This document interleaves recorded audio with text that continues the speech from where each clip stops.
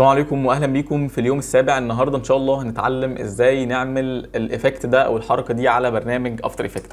هنفتح نيو كومبوزيشن زي ما احنا متعودين ونجيب الصوره بتاعتنا. طبعا اول خطوه ان احنا هنجيب الامبلانت ال 3 دي. طبعا لو انت عاوز الامبلانت ال 3 دي ممكن تكتب كومنت وهبعتها لك. لو لاحظنا ان احنا لما جبنا الامبلانت ان الانكر بوينت بتاعت الامبلانت مش في النص. ايه الانكر بوينت دي؟ اللي هي نقطه الارتكاز. فانا كده لو جيت فتحت الروتيشن بتاعت الامبلانت او الروتيشن بتاع الامبلانت وجيت الف الروتيشن كده، فهتلاقي ان هي بتلف حوالين النقطه دي.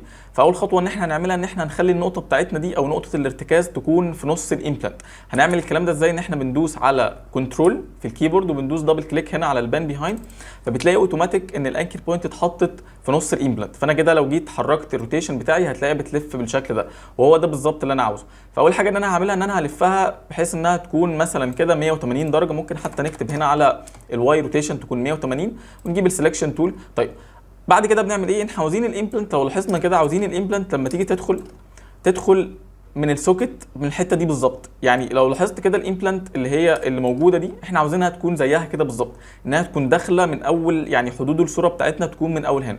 فاحنا هنعمل الكلام ده ازاي؟ ان احنا هناخد ماسك على الصوره بتاعتنا. طيب هناخد ماسك ازاي؟ طبعا احنا مش هناخد على الامبلانت، هناخد على الصوره بتاعتنا. بنحدد كده الصوره اللي هي رقم 1 دي وبنجيب البين تول ونبدا نرسم ماسك على حدود السوكت بتاعنا. فمثلا ممكن نبدا اصلا من بره مثلا كده ونكمل رسم مثلا لحد هنا. تمام انا رسمت. طبعا ما تنساش ان انت تقفل الماسك عشان اصلا الماسك يحصل. بص اول ما جيت هنا ومجرد ما انا هدوس هنا هتلاقي الماسك حصل، وكده اول خطوه احنا عملناها. طيب لو جيت مسكت كده الامبلانت وجيت دخلتها جوه السوكت، طبعا هي الامبلانت موجوده فوق، يعني هي موجوده فوق في اللايرز. فانا لو نزلتها كده فهتلاقي بالظبط حصل بالشكل ده. طبعا انا مش عاوز اعمل كده، انا عاوز ان الصوره كلها تبقى ظاهره عشان تكون واقعيه اكتر. فهعمل ايه؟ هاخد نسخه من الصوره اللي انا خدت عليها ماسك، يعني هدوس كده كنترول دي على الصوره، فكده نزلت رقم 2. رقم 2 دي بقى هنزلها تحت.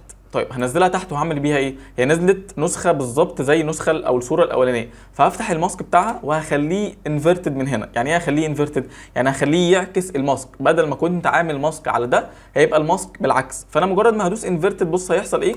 هيحصل كده وكده ان الحركه بتاعتي خلاص حصلت. بص كده لما اجي ادخل الامبلانت جوه هتلاقي دخلت جوه السوكت وكل حاجه بالظبط واقعيه 100%. طيب ممكن حد يلاحظ حاجه معينه وانا عاوزك تلاحظها يعني معايا، ان انت كده بص بتحس كده ان في خط ديماركيشن ما بين الماسكين اللي حصلوا. يعني بص ده رقم 1 ده الماسك الاولاني لو عملته سولو كده، طيب وده الماسك الثاني، ففي خط ديماركيشن ما بين الاثنين. طيب انا عاوز اشيل الخط ده، اعمل ايه؟ بكل بساطه ان انا بمسك الماسك اللي تحت اللي هو رقم 2 تمام، وهدخل النقط دي جوه شويه كده، كانك بالظبط وانت بتعمل الكومبوزيت ان انت بتشيل اللاين اوف ديماركيشن بالشكل ده بالظبط. فانا هدخل النقط جوه كده شويه من الماسك اللي تحت تمام مثلا كده، بحيث ان الخط اصلا بتاع الديماركيشن ده ما يكونش ظاهر معايا بالشكل ده. كده لو جيت شفت كده بص هتلاقي الخط بتاعي اختفى والامبلانت بتاعي اقدر ان انا ادخلها جوه السوكت براحتي تماما. طيب عاوزين نعمل مثلا حركه، بكل بساطه انا ممكن مثلا اجيب الامبلانت كده في مكانها المظبوط كده وافتح البوزيشن بي وروتيشن، افتح اعمل كي فريمز على كل دول. ممكن اجيبهم مثلا قدام شويه مثلا بعد ثانيه او ثانيه ونص. طيب في الاول بقى كانت الحركه فين؟ في الاول مثلا امسك الامبلانت وانزلها تحت خالص تبقى بره اصلا الكومبوزيشن بتاعي تمام، وممكن اخليها تفضل تلف حوالين نفسها. يعني مثلا الروتيشن اللي هو لا انا مش عاوز الواي روتيشن، انا عاوز الزي روتيشن ان هي تلف حوالين نفسها بالشكل ده. فانا هخليها مثلا تلف حوالين نفسها مثلا 5 لفات. فكده لو جيت شغلت هتلاقي الفيديو بتاعي عمل بالشكل ده. طبعا هو هيجي هنا ويقف، فممكن ان انا ابعد الكي فريم ده شويه بتاع الزي روتيشن عشان اصلا يفضل يلف، يعني يفضل يلف حتى لما الحركه تقف، فهتلاقيه شغال بالمنظر ده بس. وكده الحركه بتاعتنا خلصت.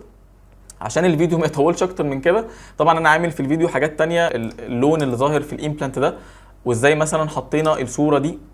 لو عاوز تعرف الكلام ده ممكن تكتب لي كومنت ونعمله ان شاء الله في التوتوريال الجاي، عشان بس الفيديو ما يطولش اكتر من كده.